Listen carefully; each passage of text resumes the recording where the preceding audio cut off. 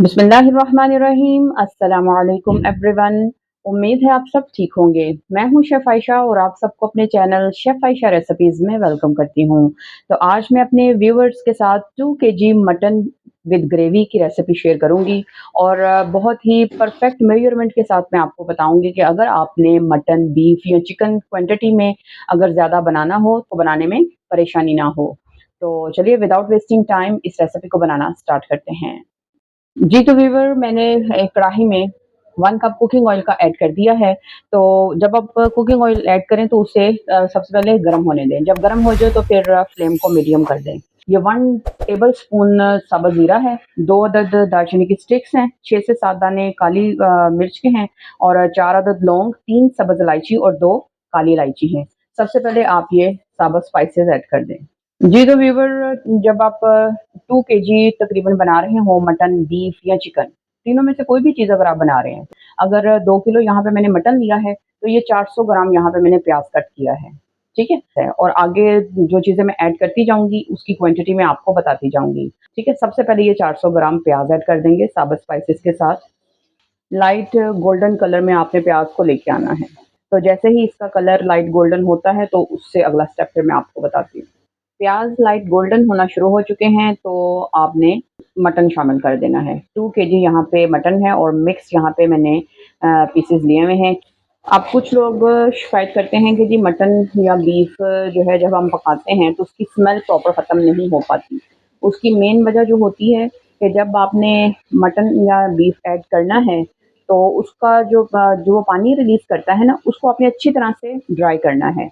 उसके पानी को अच्छी तरह से ड्राई करके फिर आपने उसकी ऑयल में या घी में भुनाई करनी है।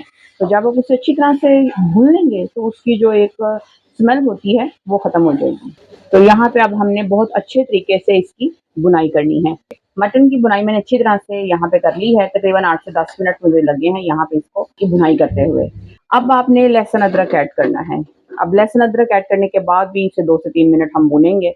तो 1 एंड हाफ टेबलस्पून यहाँ पे लहसुन का पेस्ट है और 1 टेबलस्पून अदरक है, ये ऐड कर देंगे और इसको 2 से 3 मिनट के लिए अच्छी तरह से यहाँ पे भून लेंगे, ताकि लहसुन अदरक की जो स्मेल है वो भी ख़त्म हो जाए। तो अब टमाटर और सब्ज़ मिर्च को ऐड कर देंगे। टमाटर यहाँ पे 400 ग्राम है, क्योंकि 400 ग्राम मैंने प्याज़ ऐड किया और 400 ग्राम टमाटर ऐड होंगे और 6 अदद सब्ज़ मिर्च हैं। टमाटर क्योंकि मैंने हाफ़ किए हुए हैं, तो इसलिए किए हैं ताकि ये 3 से 4 मिनट जब पकेंगे तो इनके जो छिलके हैं वो सॉफ्ट हो जाएँगे और वो हम आसानी से उतार लेंगे। 2 से 3 मिनट के लिए मैं कवर कर दूँगी ताकि टमाटर थोड़े से सॉफ्ट हो जाएँ और उसको फिर हम छिलके उतार लेंगे। मीडियम टू लो फ्लेम पे इसको मैं अब थोड़ी देर के लिए कवर कर दूँगी 2 से 3 मिनट। जी, तो व्यूअर 3 मिनट मैंने इसको कवर करके पकाया तो टमाटरों के जो छिलके थे वो सॉफ्ट हो गए, तो मैंने उन्हें पील ऑफ कर लिया है। तो इस पॉइंट पे फिर आपने ये बेसिक स्पाइसेस जो हैं वो ऐड कर देने हैं। या स्पाइसेस में मैंने लिए हैं 1 एंड हाफ टेबलस्पून साल्ट है, 1 tablespoon red chilli powder. Red chilli powder आप अपने टेस्ट के अकॉर्डिंग जो है वो कम या ज़्यादा कर सकते हैं। हाफ टी स्पून हल्दी पाउडर है और 2 टेबलस्पून धनिया पाउडर है। ये चीज़ें अब यहाँ पे ऐड कर देंगे। इनको अब अच्छी तरह से हम यहाँ पे मिक्स कर लेंगे। टमाटरों के अगर आप छिलके इस तरह से उतार लें तो ये बहुत तेज़ी से टमाटर ग्रेवी में घुल जाते हैं। इनको यहाँ पे मिक्स करके 3 से 4 मिनट यहाँ पे पकाएँगे और उसके बाद फिर मैं प्रेशर कुकर में ऐड करके तो इसको वेट लगा लूँगी। स्पाइसेस ऐड करने के बाद 2 मिनट हो गए हैं मुझे इसे यहाँ पे भूनते हुए। अभी 2 से 3 मिनट इसकी और भुनाई कर लेंगे ताकि टमाटरों का पानी भी अच्छी तरह से ड्राई हो जाए। अभी से ही बहुत अच्छी खुशबू मटन की आने लग गई है, क्योंकि हमने स्पाइसेस भी ऐड किए हुए हैं, साबुत स्पाइसेस, और मटन को स्टार्ट में ही हमने अच्छी तरह से भुना हुआ है, तो बहुत अच्छी सी खुशबू आने लग गई है।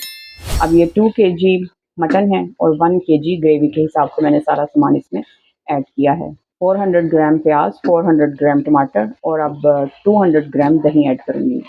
बहुत ही परफेक्ट मेजरमेंट है, चाहे बीफ में बनाएं, मटन में बनाएं, चिकन में बनाएं, यही मेजरमेंट होती है ग्रेवी बनाने की।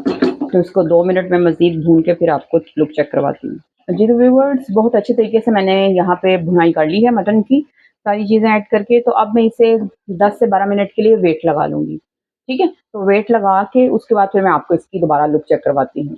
जी, तो व्यूअर मटन को मैंने 10 से 12 मिनट का वेट लगा के दोबारा कढ़ाई में डाल लिया है। तो अब इसमें 200 ग्राम मैं दही ऐड कर दूँगी। बिस्मिल्लाहिर्रहमानिर्रहीम। और स्पाइसेस इसमें जाएँगे 1 टीस्पून गरम मसाला और 1 टीस्पून ब्लैक पेपर ऐड कर देंगे। इसको अब अच्छी तरह से हम मिक्स कर देंगे।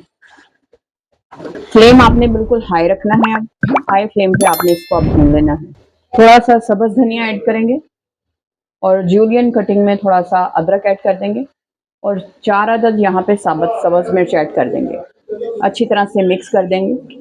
इस पॉइंट पे आपने स्पाइसेस वगैरह भी टेस्ट कर लेने हैं, नमक चेक कर लेना है कि अगर कमी हो नमक वगैरह में तो वो आप ऐड कर लें। तो मैं टेस्ट कर चुकी हूँ, बिल्कुल परफेक्ट है, स्पाइसेस भी और नमक वगैरह हर चीज़ परफेक्ट है। इसे 2 से 3 मिनट यहाँ पे मज़ीद पकाएँगे तो बहुत ही डिलीशियस और यम्मी सी मटन की रेसिपी जो है ये बन के रेडी हो जाएगी। ये देखिए ग्रेवी आपको अंदर नज़र आ रही है ना, तो यही चीज़ जो है ये बहुत ज़्यादा अच्छी लगती है मटन के साथ, चिकन के साथ, बीफ हो, तो ये ग्रेवी जो है बहुत ही टेस्टी और यम्मी सी बन गई। अब एक चीज़ मैं इसमें मज़ीद ऐड करूँगी, अगर आपके पास फ्रेश क्रीम पड़ी हो तो वो 2 टेबलस्पून ऐड कर दें। जी, तो व्यूअर्स ये ग्रेवी चेक करें आप, ये देखिए, किस कदर शानदार ग्रेवी बनी है मटन की। तो यही मेजरमेंट अगर आप रखेंगे 2 केजी या 1 केजी के हिसाब से जो मैंने आपको बताया है, तो बहुत ही परफेक्ट ग्रेवी वाला आपका जो है वो सालन बन के रेडी होगा। जी, तो व्यूअर ये मटन विद ग्रेवी बन के बिल्कुल रेडी है। चूल्हा अब मैं यहाँ पे बंद कर दूँगी और थोड़ा-सा मज़ीद सब्ज़ धनिया ऐड कर देंगे और जूलियन कटिंग में थोड़ा-सा अदरक ऐड कर देंगे। जी, तो ये बिल्कुल परफेक्ट मटन रेसिपी है विद ग्रेवी। तो मुझे उम्मीद है आपको आज की ये मटन की रेसिपी ज़रूर पसंद आई होगी। अगर आपको आज की ये रेसिपी पसंद आई हो, तो मेरी वीडियो को ज़रूर लाइक कीजिएगा और मेरे चैनल को भी सब्सक्राइब कीजिएगा। इन सब के लिए आपका बहुत-बहुत शुक्रिया।